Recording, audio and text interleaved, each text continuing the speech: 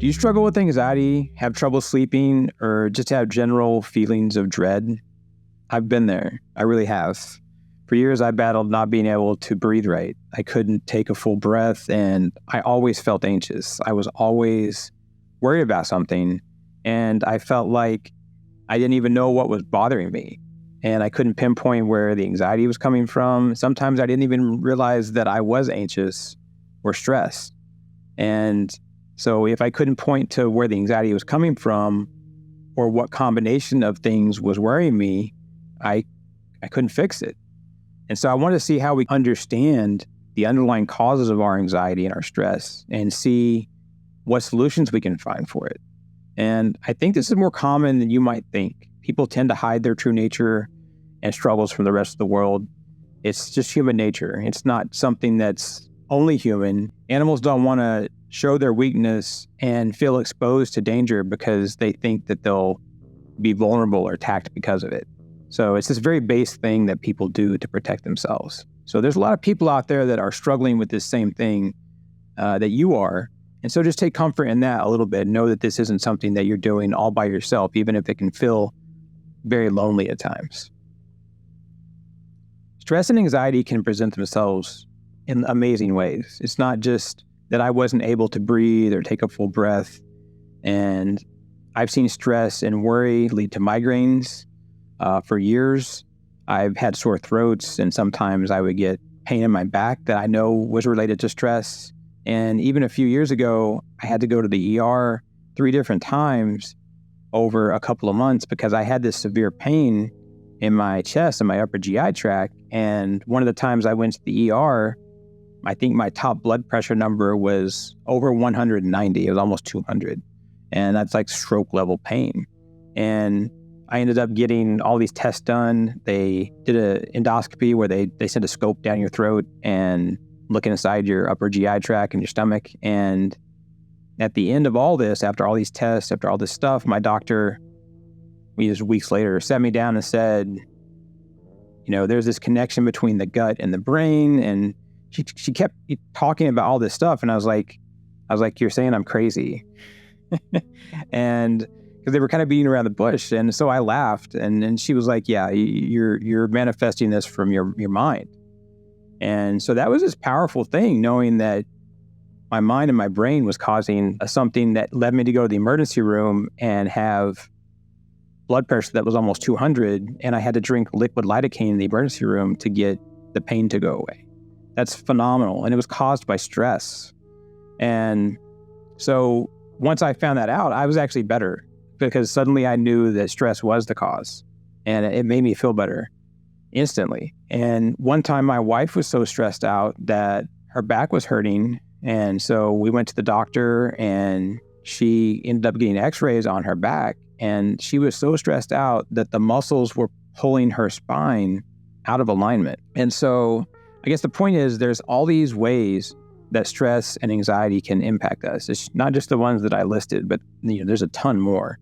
And I would ask you to think about this for a minute and maybe write down ways that stress impacts you. Where do you most feel or experience stress and anxiety when it comes on and when you're feeling it? You have to start by understanding your own internal landscape. When you're in these cycles of stress and anxiety, what happens to you? Do you freeze up? Are you less productive? Do you sometimes know there are things that you want to do or need to do, and you just don't do them because you're so stressed? And, stress and anxiety can tend to build up and influence us in a way that makes the whole situation worse. For instance, you may know that eating better leads to less stress and anxiety, but because you're stressed and anxious, you don't eat right. And the same thing can be said for exercise. Exercise helps to shed anxiety and helps you to be less stressed. But because you're stressed, you don't exercise. And if you just took care of that one bill, you'd feel better, or called that one company back and settled an issue, you'd have it resolved and you'd feel better. But this stress and anxiety that we have, it freezes us from doing these things. And so this cycle of stress and anxiety just continues. In fact, it doesn't just continue, it gets worse. Like you actually see it getting worse because the stress and anxiety just creates more stress and anxiety. So just understanding that this cycle exists is this great step in the right direction. So just know that you've taken a step right now. Just by watching this and understanding that, you're moving in the right direction. We have to understand that there's this great connection between the mind, body, and soul. They're all connected. And if they aren't all healthy and aligned, our whole being's going to be out of sort. Mental stress triggers the body's flight or fight response, and that can lead to increased heart rate, muscle tension, and rapid breathing. Imagine sitting for years at a time with tense muscles. People have lived that way. I've lived that way. I've lived for years at a time where I was so stressed I had all these tense muscles, and you don't even realize it's happening most of the time. It's like being in that pot of boiling water, and the temperature came up so slowly you don't realize you're seeing this pot of boiling water all around you. And prolonged anxiety can lead to chronic health problems for you, such as hypertension, digestive disorders like I was talking about, and it can actually weaken your immune system, where you actually get sick.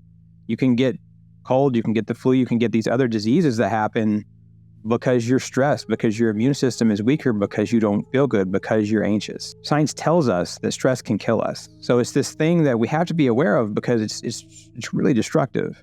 And fatigue can be something that is a real issue when it comes to anxiety and stress. Even in the absence of physical illness, you can be tired because of stress and anxiety.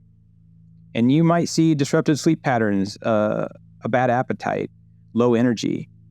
And if your mind and body are this active in relation to stress as reacting to your stress and anxiety, they're going to be producing all of these distracted feelings and all this noise inside of you.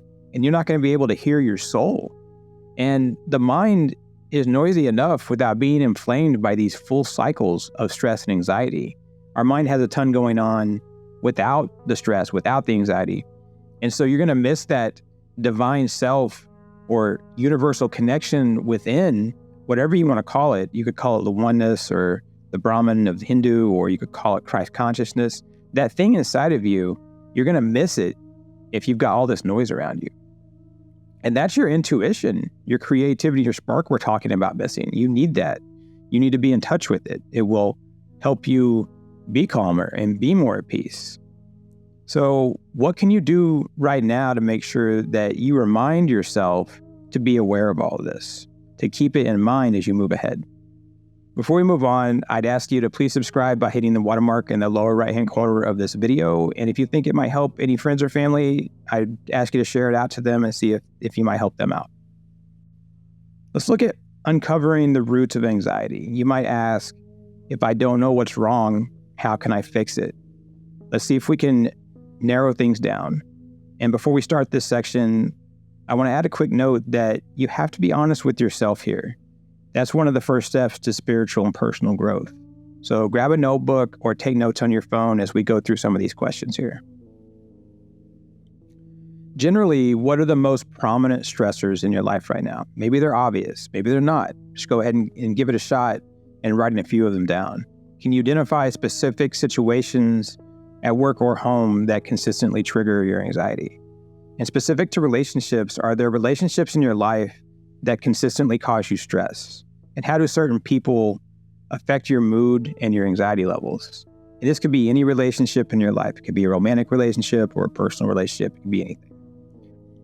At work or school, do you feel overwhelmed by your workload or responsibilities?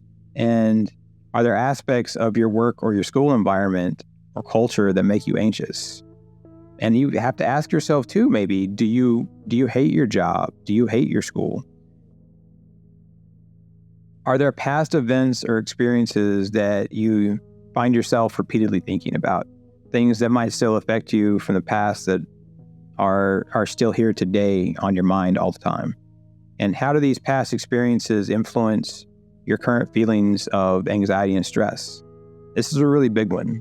I think that when you look at our past, it can consume us. It can hold us back. And there's a lot of wisdom and power in letting go. And we're not going to dive too deep into that right now, but we do have a great video on letting go, and it'll be on the card there on the screen if you want to check it out.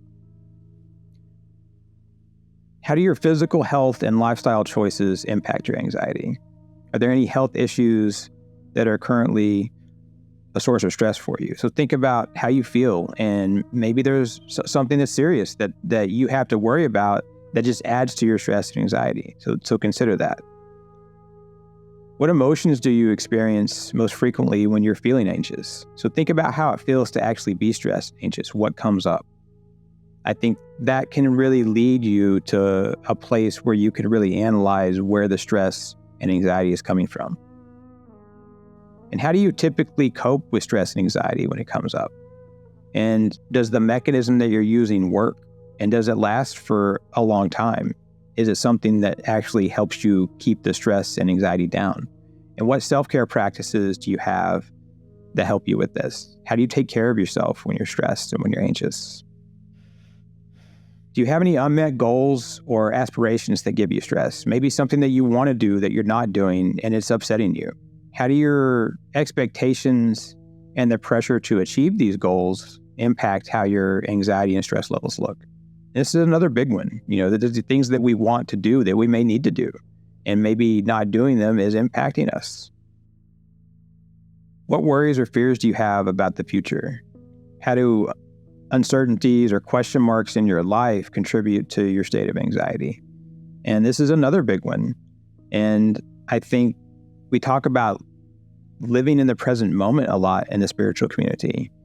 And there's the idea of if you're fully present in the moment, you're less tied to that past. You're not tied to future outcomes, but you're living every single day as that day. And there's an incredibly powerful book that we've reviewed here on the channel called The Power of Now. And I'm going to leave that card here on the screen if you want to check that out. Do you feel a sense of fulfillment in your life right now? Can you write down your core values and beliefs? Do you know what they are?